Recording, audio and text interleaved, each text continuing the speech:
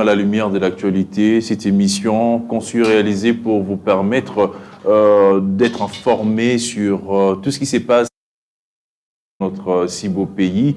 Alors, dans cette émission, vous aurez droit à connaître de vraies actualités concernant le président de la République, mais aussi son gouvernement et en général sur tout le pays. Alors, aujourd'hui, nous avons le réel plaisir de recevoir une personne bien connue dans la sphère politique. Il est docteur et puis secrétaire général de la nouvelle génération, tu sais qui dit. Il s'agit du docteur François Ngoï, à qui j'ai dit bonjour.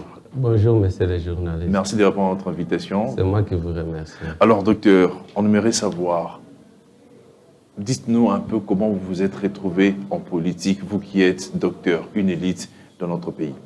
Merci, messieurs les journalistes. Pour commencer, je commence d'abord par me présenter. Exactement. Je suis Ngoï François. Je suis docteur en médecine, c'est-à-dire je suis médecin, cadre à l'IDPES. Je suis membre du corps de l'élite scientifique de l'IDPES où j'assume la fonction de coordonnateur du sous-pôle médical. Deuxièmement, je suis encore secrétaire général de la nouvelle génération Tshisekedi, NGT.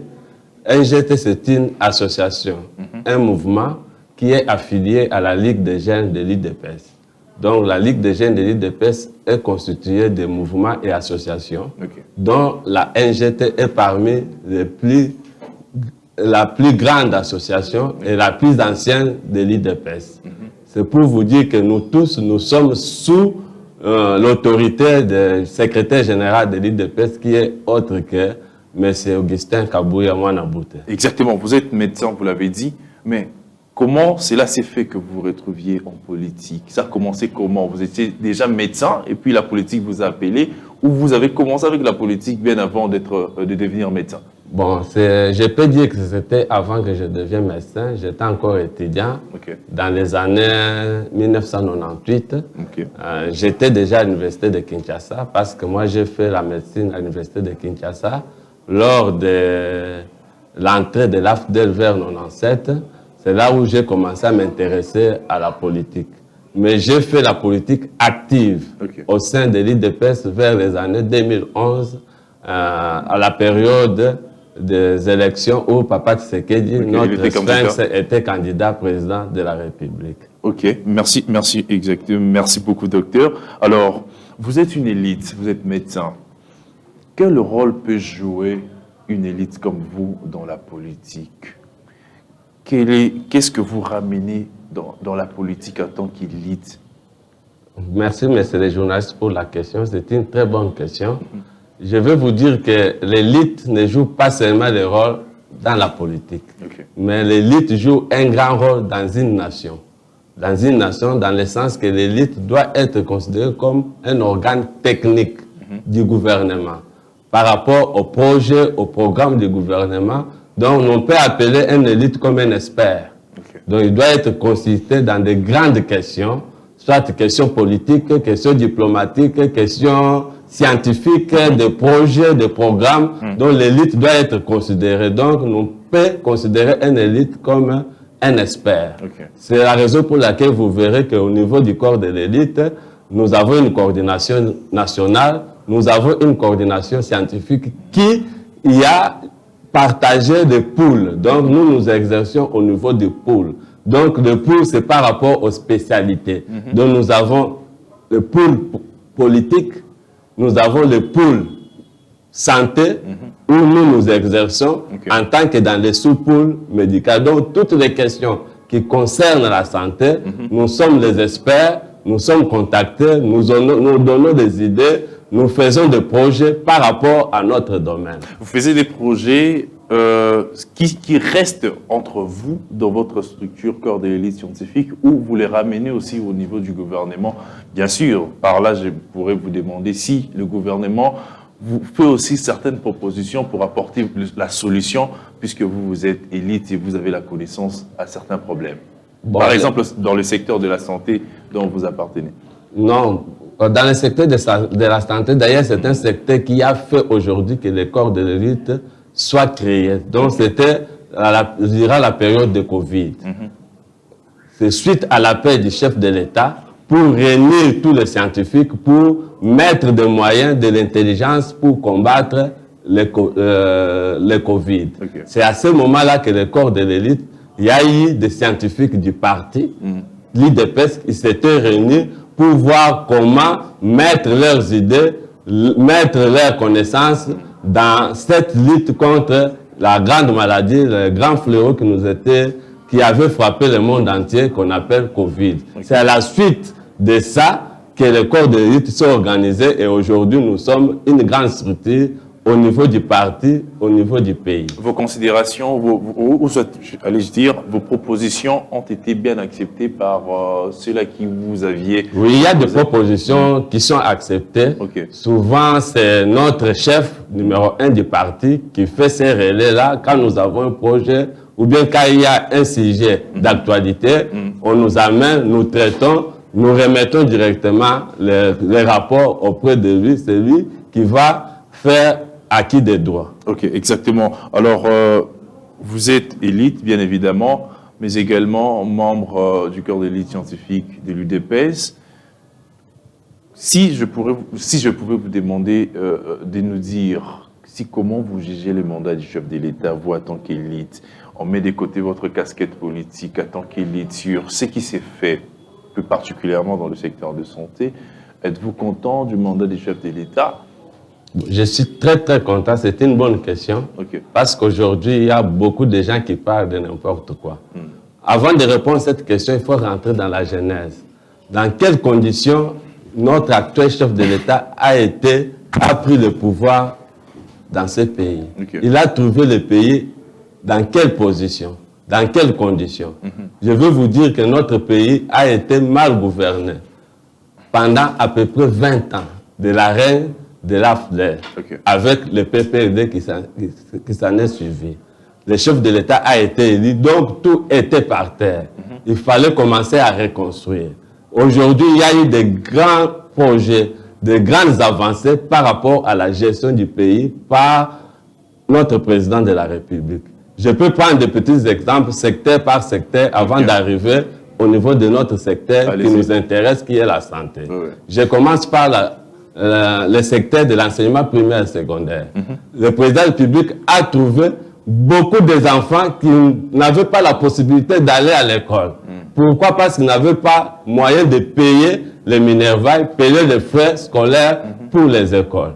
Alors que la constitution de la RDC disait que l'enseignement primaire, l'enseignement au niveau de base est gratuit. Premier geste que le président actuel a posé, c'est mettre en application cette gratuité de l'enseignement. Okay. Par rapport à ce projet-là, il y a eu plus de 4 millions, 5 millions d'enfants qui n'étaient pas à l'école. Aujourd'hui, ils sont à l'école.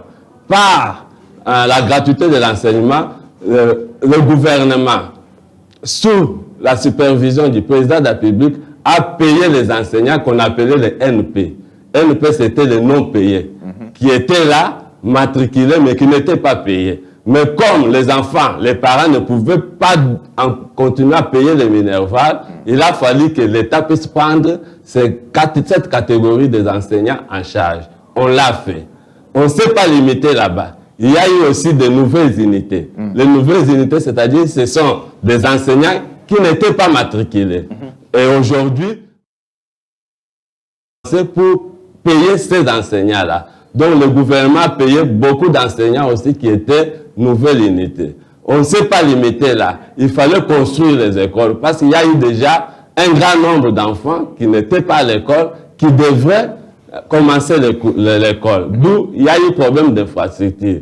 On est en train de construire les écoles. On a déjà construit, surtout avec ces grands projets qui est le programme de développement local de 145 territoires. Dans chaque territoire, on est en train de construire les écoles. Est-ce que c'est effectif, ces programmes-là? Le programme est très effectif parce que le programme est géré par, ou bien exécuté par 3 entreprises. Okay. Oui.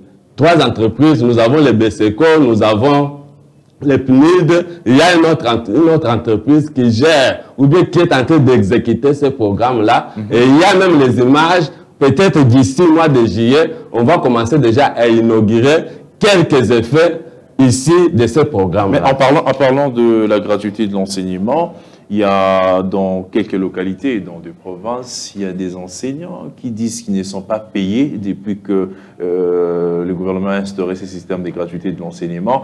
Et cela a fait que la qualité de l'éducation de base puisse baisser. Qu'est-ce que vous pouvez dire par rapport à cela? Est-ce vrai ou faux que la qualité de l'éducation de base a diminué? Non, mais c'est les journalistes. Comment la qualité peut diminuer? Puisque les enseignants ne sont pas bien payés. Les enseignants sont payés. Et vous savez, un enseignant était payé combien avant l'accession de son excellence Félix Antoine Tshisekedi au pouvoir? Et profiter de la prime à travers le C'était combien à l'école de Kinshasa, à l'école de Kabeya Kamwanga? Les parents payaient combien? Les parents ne payaient pas beaucoup d'argent. Parce que vous voulez maintenant revenir à quelques écoles de la ville, 5 écoles, qui les parents payaient beaucoup d'argent et à cet argent-là aussi, les enseignants ne bénéficiaient pas de tout. Okay. Il y a eu des gestionnaires des écoles, surtout les écoles catholiques, tout ça. Les enseignants ne bénéficiaient même pas de cet argent-là. Mais quand son excellence Félix Tshisekedi a pris le pouvoir, un enseignant n'attendait même pas 100 000 francs congolais. Mais aujourd'hui, quand je vous parle, un enseignant a 400 000 francs congolais. Et il y a des avancées. Peut-être au courant de ce trimestre, ils auront encore un autre palier. Et il y a eu la prime de gratuité qui s'est ajoutée. Donc, ils ont aujourd'hui beaucoup d'avantages. Et ce n'est pas fini. Nous continuons. Le gouvernement continue à faire des efforts pour améliorer les conditions de ces enseignants-là. Je reviens à la question que vous avez dit qu'il y a d'autres écoles où les enseignants ne sont pas payés. J'ai parlé avant des avantages de la gratuité. Je vous ai dit qu'il y avait les enseignants qu'on appelait les NP, les non payés. Tous les NP ont été payés. Il y a eu aussi des enseignants qu'on appelle les nouvelles unités. Le gouvernement a déjà payé une grande partie de ces enseignants-là. Mais ils ont fait autant d'années chez les gens aujourd'hui qui se croient comme si donneurs de leçons, mais ces enseignants-là étaient là, même pas avec un projet d'être payés. Mais aujourd'hui, ces enseignants-là sont payés, mais ne sont pas terminés, mais nous avançons peut-être jusqu'à la fin de cette année, avant la fin de la mandature de son excellence, M. le Président de la République, tous les enseignants-là seront payés et les salaires aussi seront encore améliorés. Ok. Alors, docteur, puisque vous parlez du chef de l'État, parmi les promesses de notre président de la République, Félix Antoine Tshisekedi, il avait prévu beaucoup de choses, notamment rétablir la...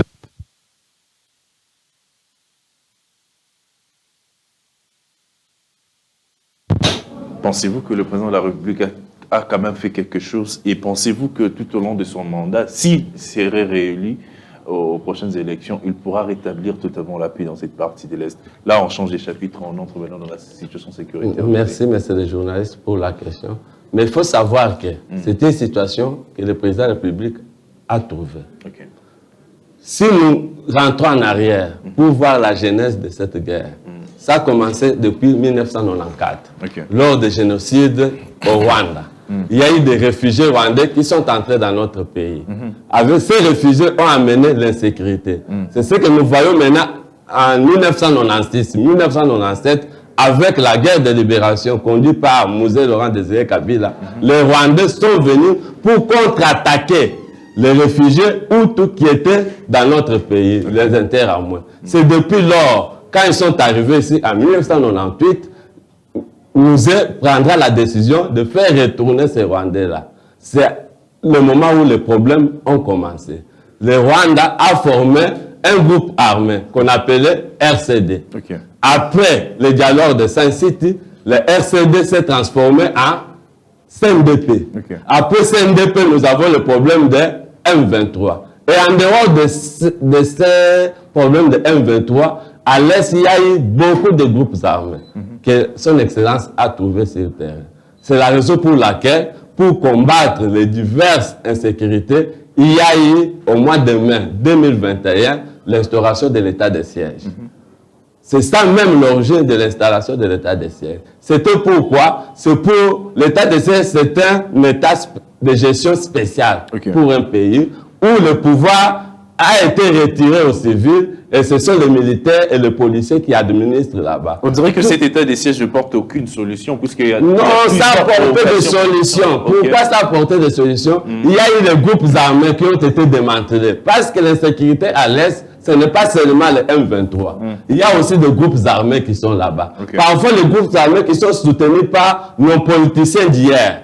Aujourd'hui, qui sont comme les donneurs de leçons. Mais c'est eux qui ont encadré ces groupes armés-là dans l'objectif d'exploiter les minéraux là-bas. Donc c'est un grand problème que notre président a trouvé. Mais il y a eu deux machines qui ont été mises en place. Première machine, c'est la diplomatie. Donc nous avions d'abord un problème. La diplomatie nous a payé en quoi? Tout le monde, les Nations Unies, les Américains, tout le monde a accepté que le M23 n'existe pas. C'est le Rwanda qui se métamorphose en M23. Donc c'est un succès diplomatique de son excellence, mais c'est le président de la République. Deuxième succès diplomatique, c'est la levée de notifications d'achat d'armes. Donc la RDC ne pouvait pas acheter les armes directement. Vous achetez les armes, il faut notifier. Or, quand vous notifiez, c'est-à-dire les ennemis peuvent récupérer cette notification pour savoir déjà les types d'armes que vous avez achetées pour faire les comptes. Donc, c'est par rapport à la diplomatie du président de la République que cette histoire a été levée. Cela nous ramène dans la deuxième option que nous avons, option militaire. Il fallait réorganiser l'armée parce que notre armée était infiltrée par le brassage qui a été fait par l'ancien régime. Donc aujourd'hui, on est en train d'organiser cette armée-là. Il y a eu la loi de programmation militaire qui est là avec un budget de 2 milliards de dollars par année pour réorganiser cette armée-là. Donc, le président de la République est en train de s'organiser. Donc, peut-être d'ici la fin de l'année, vraiment il y aura un peu moins la paix à l'est de notre pays. Donc, au niveau de l'organisation de l'armée, tout est OK, selon vous? Non, je ne dis pas que tout est OK. Nous sommes en train, c'est un processus. Nous sommes en train, le président de la République est en train d'organiser. Il fallait d'abord commencer par la levée des notifications. Il fallait commencer par une loi, parce que le pays est géré par des lois. Il y a déjà une loi de programmation militaire. Il y a eu des mises en place qui ont été faites au niveau de l'armée, au niveau du commandement. Donc, nous sommes en train d'avancer petit à petit. Avec la diplomatie, nous allons réussir à bouter dehors tous les Rwandais et tous les groupes armés qui sont à l'est de la République démocratique du Congo. Que pensez-vous du ministre de la Défense, Jean-Pierre Bemba, à la tête de ces ministères? Pensez-vous qu'il viendra ou il est venu renforcer les idées du chef de l'État par rapport au rétablissement de la paix? Pensez-vous... Bon, Jean-Pierre Bemba, ce n'est pas une figure, une nouvelle figure dans la politique congolaise. Jean-Pierre Bemba est un ex-rebelle. Jean-Pierre Bemba, c'est une personnalité dans ce pays. Jean-Pierre Bemba connaît le louage de la communauté des pays de l'Est. Jean-Pierre Bemba connaît les stratégies militaires et avec la vision que porte son essence, mais c'est le président de la République, avec Jean-Pierre Bemba, avec l'appui de toute la population, nous sortirons vainqueurs. Merci beaucoup, docteur. Alors, on quitte la situation sécuritaire pour parler des élections, puisque ça fait partie des enjeux de l'heure. Premièrement, on aimerait savoir si vous êtes optimiste quant à la tenue des élections cette année, puisque d'autres personnes en doutent jusque-là. Je parlerai même de l'opposition qui commence maintenant à aller à la rue pour réclamer certaines choses, disant que le président de la République pourra glisser ou pourra organiser des élections qui pourront le favoriser. Tous ces raisonnements de l'opposition et par rapport à la tenue des élections cette année, qu'est-ce que vous pouvez dire? Merci, messieurs les journalistes. Les opposants ont peur des élections. Ils ne veulent pas aller aux élections. Si vous étudiez bien les manœuvres, toutes les stratégies de l'opposition, c'est pour demander un dialogue. Ils ne sont pas prêts. Mais je vous assure, ce n'est pas le président de la République ni le gouvernement qui organise les élections. C'est la CENI. La CENI, c'est la Commission électorale nationale indépendante. Donc, c'est une structure, par rapport à notre constitution, c'est une structure indépendante chargé de l'organisation des élections. Ça n'a rien à voir avec le président de la République, ça n'a rien à voir avec le gouvernement. Si vous suivez bien, depuis l'installation de cette CENI jusqu'à la fin, l'opposition fait que trébucher. Ils ne croyaient pas qu'aujourd'hui, notre CENI devait être à l'état où nous sommes. Même quand la CENI a fait sortir son calendrier, tout le monde ne croyait pas. Mais je vous dis, si vous suivez bien les actualités, depuis le lundi ou le mardi, je pense que c'était le lundi, la première étape a été franchie. Donc, le fichier électoral a été clôturé, valide, et le projet, la proposition de loi sur la répartition du siège a été adoptée au niveau de l'Assemblée plénière de la CENI et déposée chez le VPM de l'Intérieur pour discuter au niveau du gouvernement, et c'est le gouvernement qui va déposer la proposition au niveau de l'Assemblée nationale. L'Assemblée nationale va discuter et adopter. Je vous assure que au plus tard, le 25 juin, il y aura appel à candidature pour les élections pour les élections des députés nationaux. Est-ce que ces opposants-là, puisque ce sont des grandes figures, quand même, on voit Moïse Katumbi, Matata Ponyo, des hommes forts, connus, est-ce qu'ils ne font pas peur au président de la République pour se dire que non, puisqu'ils ont parlé, qu'ils ont dit que leur marche du samedi dernier a été empêchée par les forces de la police, qu'il y avait enregistrement de quelques bavures policières, et dernièrement il y a Moïse Katumbi, l'opposant, qui voulait aller dans la province du Congo central. On l'avait empêché par le gouverneur de ne pas y entrer. Vous ne voyez pas que tout ça, ça montre que les opposants font peur au président de la République? Non, d'ailleurs, je vais rectifier quelque chose. Les opposants ne font pas peur au président de la République, ni à son grand parti l'UDPS. Et ce ne sont pas des grandes figures telles que vous dites là. Parce que tout le monde qui est dans ces camps-là a déjà travaillé dans ces pays. Et on connaît les résultats. Je commence un à un. Je commence par celui que vous avez commencé à citer, Moïse Katumbi. Moïse Katumbi était gouverneur au Katanga depuis 2007 jusqu'à 2015, si je ne me trompe. Si aujourd'hui la SNCC est en faillite, qui en est le responsable? C'est Moïse Katumbi. Moïse Katumbi, une fois élu gouverneur de Katanga, qu'est-ce qu'il a fait? Il a créé une société de transport de minerais. Parce que la SNCC travaillait avec la GECAMINE. La GECAMINE produit le cuivre, les minerais. La SNCC, c'est une entreprise de transport. La SNCC transportait les minerais jusqu'à Zambie, Tanzanie, Afrique du Sud, et ça partait. Mais quand Moïse Katumbi est arrivé, lui-même a fait une entreprise de transport. Il a acheté beaucoup de véhicules. Directement, il a obligé que tous les minerais qui étaient produits au niveau de Jacamine devaient être transportés par sa société.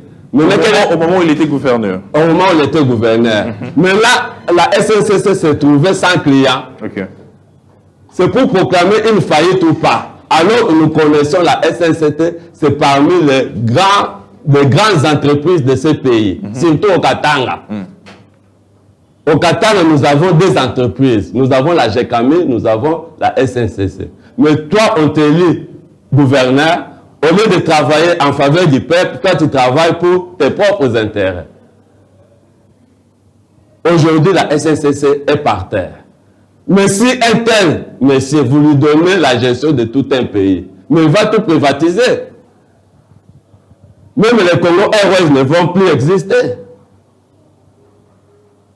Donc, il ne faut pas l'appeler grand monsieur. Non, mais bon. Donc, il est à la base de souffrance de toute une population de Lubumbashi, du Katanga, dont les travailleurs étaient à la SNCC. Aujourd'hui, ils sont impayés.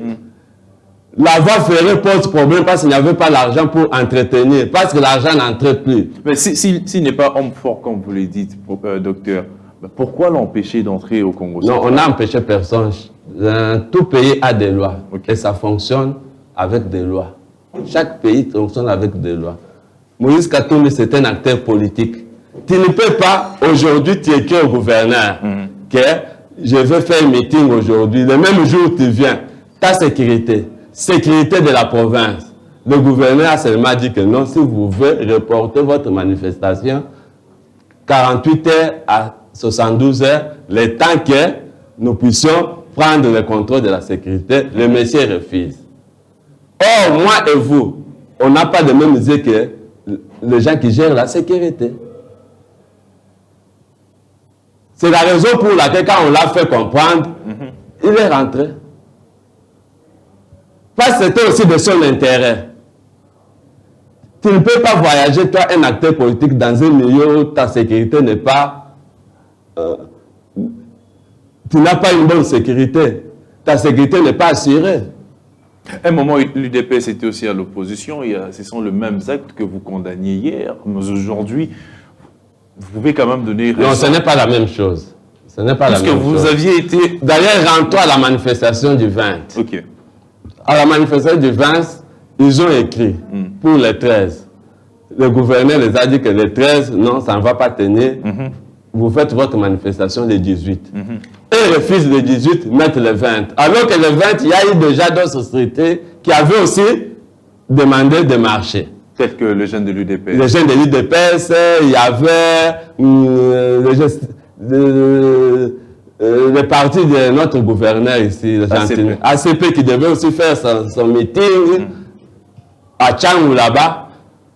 Bon, le gouverneur a dit, cela n'étant, on ne peut plus, comme il n'y a pas moyen encore d'annuler votre manifestation, je vous donne, nous nous convenons sur les itinéraires. Donc, et les opposants devaient faire l'itinéraire de rond-point Sakombi jusqu'à Limka. Les jeunes de l'UDPS devaient faire rond-point Ngaba jusqu'à Saint-Raph. Les gens de l'APS, de ACP devaient faire leur meeting au niveau du stade municipal de Massine. Mais fort malheureusement, les gens de l'opposition, au lieu de respecter leur itinéraire, non, elles viennent sur l'avenue 15. Or, l'avenue 15 avec l'université, les gens de l'UDPS devaient passer par l'université. Vous voyez que c'était des provocations pour accrochage, et puis ce sont des gens qui cherchent un problème pour se victimiser. Ok. Selon vous, comment jugez-vous la police ces jours-là? Est-ce que, puisqu'il parle des bavures, il y a même un enfant qui a été dépassé, cette question qui dérange actuellement? Nous tous, nous condamnons. Okay. Nous condamnons, mais la police avait fait seulement légitime défense. Parce que si vous voyez bien les vidéos... Il s'agissait d'un enfant, bien évidemment, qui n'avait peut-être pas... Il n'y avait peut-être pas besoin... Mais c'est ce que nous disons que nous condamnons, parce que c'est un enfant et qu'il était déjà maîtrisé. Mais si vous voyez bien aujourd'hui dans des quartiers... Les Koulouna là, ce ne sont pas les gens âgés comme nous. Ce sont des mineurs qui sont en train de traumatiser les mamans. Très tôt matin, à 5 heures, quand les mamans partent chercher le pain dans les boulangeries, ce sont des enfants là. Et si vous suivez bien la vidéo de cet enfant là, vous verrez que cet enfant, même ses amis, disent « Ah, moi, je suis à terre », comme si l'enfant était drogué. Mais néanmoins, comme la police s'est saisie de l'enfant, nous condamnons les actes qui s'agissent. On dit qu'ils étaient manipulés, ils avaient reçu une cagnotte de $20 à chacun pour faire toutes ces choses-là. Voilà. Voilà encore un autre argument. Et j'ai vu même les jeunes de Kanlouka en train de dénoncer ça. Qui sont venus là-bas, on les a donné $20, mais nous avons refusé. J'ai suivi une vidéo au niveau de Boulevard Triomphal. Il y a quelqu'un qui prend une vidéo, les gens de l'ensemble de Moïse, c'est toujours Moïse Katumbi. Ces gens sont venus avec une jeep et sont en train de distribuer $20 aux motocyclistes. Et il y a un type qui était de l'autre côté du stade de Martyrs en train de filmer. J'ai cette vidéo-là. Ok. Bon, on ne pourra pas rester là, docteur. Entrons maintenant dans le secteur de la santé, votre domaine de chaque jour. Qu'en est-il du secteur de la santé avec le ministre de la Santé, Roger Kamba, qui est également membre de l'UDPS? Merci, messieurs les journalistes. Je commence d'abord par féliciter le ministre, son Excellence, monsieur Roger Kamba. Nous avons travaillé avec lui une séance de travail dans le cadre du corps de l'élite toujours. Parce que c'est lui qui était au four au moulin. il était conseiller spécial du chef de l'État en matière de couverture santé universelle. Donc, c'est lui qui a conçu ce projet-là. Aujourd'hui, c'est un grand projet. Nous avons parlé de la gratuité de l'enseignement. Nous avons parlé du programme de développement local de 145 territoires. Au niveau de santé, il y a encore un programme, un projet, un grand projet que son excellence, M. Félix Antoine Tshisekedi Tshilombo, a mis en place. Et celui qui était au four et moulin de ce projet-là, c'est son excellence, M. Roger Kamba. Non, il mérite d'être à cette place-là. Effectivement, il mérite. Il mérite parce que d'ici là, c'est la mise en œuvre de ces grands programmes-là, de couverture santé universelle, qui a déjà commencé. Qui a déjà commencé parce que du niveau structurel du secteur de la santé, le secteur de la santé, c'est une pyramide dans son fonctionnement. Nous avons niveau central, niveau intermédiaire et nous avons niveau périphérique. Dans le niveau central, nous avons le ministre de Santé, nous avons le secrétariat général, nous avons les directions et les programmes. La RDC avait 12 directions et 52 programmes. Au niveau intermédiaire, nous avons les inspections provinciales de santé. Et puis, au niveau périphérique, nous avons ce que nous appelons les zones de santé. Nous avons... C'est le niveau exécutoire. Là, on met en pratique. Nous avons les zones de santé, nous avons les hôpitaux généraux de référence, nous avons les hôpitaux généraux, nous avons les centres de santé de référence et les centres de santé. Maintenant, Kinshasa, la RDC entière a 515 centres de santé. Donc, Kinshasa a 35 centres de santé. Je vous confirme que la mise en œuvre de couverture santé universelle a déjà commencé dans 9 zones de santé sur 35 dans la ville de Kinshasa. Dans le secteur de maternité et prise en charge néonatale. Donc, les maternités dans 9 zones de santé ici à Kinshasa sont prises au filet. C'est-à-dire gratuitement. Là, ce sont des centres de santé publics ou les privés également? Tous les centres de santé. Quand j'ai dit les centres de santé dans ces 9 zones de santé, c'est tout le monde. Dans le privé, seront pris en charge par l'État? Par l'État. Donc, vous partez, vous accouchez sans rien donner. Si l'enfant là tombe malade au moment de l'accouchement, la prise en charge gratuitement. C'est ça même l'objectif de couverture santé universelle. Toujours pendant le mandat du chef de l'État, Félix Antoine Tshisekedi, le médecin sorti à la rue pour faire des marches, réclamer leurs primes, il y en a plein. Alors, actuellement, avec le ministre Roger Kamba, pensez-vous que cette situation va s'améliorer? Leurs préoccupations seront entendues plutôt, et puis l'accès aux soins de santé va comme ça s'améliorer dans notre pays? Merci. Je commence d'abord par vous dire que moi-même, je suis médecin, engagé chez l'État depuis 2012-2013.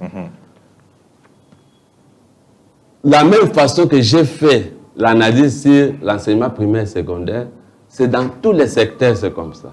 Ce sont des charges qu'on a léguées à son excellence, M. Félix Antoine Tshisekedi Tshilombo.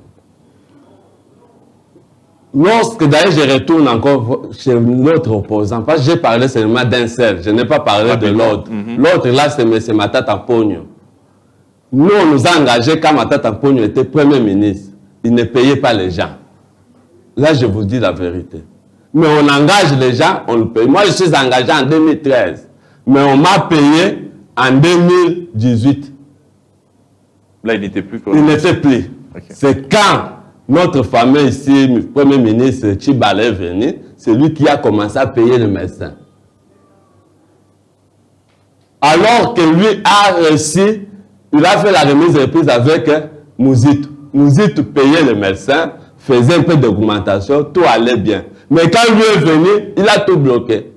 Il commence à payer ses dettes dans les FMI, les autres, mais on engage les médecins. C'est ce qui a fait que quand Tshibala est venu, Tshibala a payé à peu près 1000 médecins. Le reste, la charge est revenue à Félix Antoine Tshisekedi Tshilombo. Il a trouvé 8000 médecins non payés.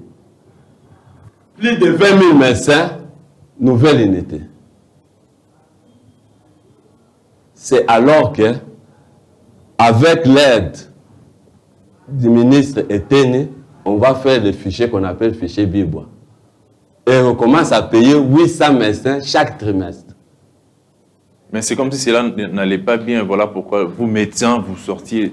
Cela allait bien et je vous assure que depuis l'année passée, au mois d'octobre, on a épuisé le fichier qui était fait par le ministre Eteni. Ceux qui réclament actuellement, ce sont déjà nouvellement engagés maintenant, qui veulent aussi bénéficier de la prime. Et tout est déjà mis en œuvre. Il y a déjà des commissions sur ça et ils seront payés petit à petit et tout le monde sera payé. Donc nous avons commencé d'abord par payer les dettes de votre soi-disant opposant Matata Ponyo qui ne payait pas les gens. Donc c'est lui qui a embrouillé la situation. Si vous partez dans tous les secteurs, c'est la même chose. Donc nous avons fait que payer les dettes ne laissez pas aujourd'hui ceux qui sont comme les donneurs de leçons. Ok, on va vous laisser le temps puisque nous arrivons petit à petit à la fin, cher docteur. Si vous pouvez parler en quelques mots de prouesse du chef de l'État, on s'approche des élections, vous êtes des 100 ans. Qu'est-ce que la population congolaise devra retenir comme raison qui va comme ça la pousser à faire réélire le président de la République lors des prochaines échéances électorales? Vous avez la parole, docteur. Merci, merci les journalistes. Si nous entrons dans ce secteur-là, nous risquons de dormir ici, parce qu'il y en a beaucoup. Mais je peux faire seulement une petite synthèse de quelques secteurs. Exactement, allez-y. Et nous avons déjà parlé de ça. Vous avez 2 minutes. Nous avons déjà parlé de ça, de la gratuité de l'enseignant, de l'enseignement. Beaucoup d'enfants qui n'étaient pas scolarisés, ils ont été scolarisés. Les écoles ont été construites et continuent à être construites. Et pour ce qui n'a pas encore été, ce qui n'est pas encore fait, puisque il avait promis beaucoup de choses, cher docteur, vous le savez. Alors, qu'est-ce que la population doit arrêter? Mais c'est ce que je suis en train de faire secteur par secteur, monsieur le journaliste. J'ai dit ceci, je pars secteur par secteur. Allez-y, docteur. J'ai commencé par l'extrait de l'enseignement. L'enseignement, nous avons 2 types d'enseignement actuellement. Il y a enseignement primaire et secondaire, il y a enseignement professionnel. Dans l'enseignement primaire, la Constitution obligeait de mettre en place la gratuité de l'enseignement primaire, effective dans notre pays. Et cette gratuité a ramené à peu près 5 millions d'enfants qui n'étaient pas scolarisés. Nous avons construit des écoles, nous avons construit le bureau gestionnaire, nous avons payé les enseignants qui étaient non payés. Nous avons payé les enseignants qui étaient de nouvelles unités et aujourd'hui nous sommes en train de lutter pour améliorer ce que nous avons déjà fait et c'est un processus. Deuxièmement, dans le secteur de la santé, j'ai parlé de la santé, couverture santé universelle. Aujourd'hui, sur 35 zones de santé, nous avons 515 zones de santé pour toute la République. Mais comme c'est un projet qui vient d'être mis en œuvre, il y a déjà 9 zones de santé où les soins obstétricaux, c'est-à-dire les accouchements, c'est fait gratuitement. Les soins néonatals, c'est-à-dire de l'enfant qui vient de naître, c'est fait gratuitement. Et il y a beaucoup de projets aussi dans le secteur de santé par rapport aussi au programme de développement local de 145 territoires. J'entre dans un autre projet. Et ce projet-là, comme beaucoup, est la santé et l'enseignement. C'est-à-dire, dans ce projet-là, on va construire au niveau de chaque territoire des centres de santé, des écoles, des bureaux d'administration, des questions bâtiments d'administration. Des questions directes. Je n'ai pas encore terminé, je vous dis que si on commence à raconter, on va dormir ici. C'est ça, des questions directes qui vont peut-être rendre ça un peu bref. Voyez-vous le président de la République dans 5 années, dans 5 prochaines années, comme président de ces pays? Oui ou non? Oui. Pour vous, le mandat du chef de l'État est-il totalement positif, oui ou non? Très positif. Merci. Par rapport à là où nous avons trouvé le pays et là où nous sommes aujourd'hui, et là où nous serons, ça sera très, très, très positif. Et peut-être la population peut dire qu'Atikanaye Libé là. Merci beaucoup, docteur. C'est la fin de l'émission. Nous vous remercions d'avoir répondu à notre invitation. Ce qu'on retient de vous, c'est que le mandat du chef de l'État est totalement positif et que lors des prochaines élections, la population congolaise pourra lui donner la chance de redevenir président de ces pays. Merci à vous, cher docteur. C'est moi qui Merci vous à remercie. vous qui nous avez suivis, Madame et Société, à la lumière de l'actualité. On se retrouve prochainement avec un nouvel invité pour de nouvelles questions d'actualité. Au revoir.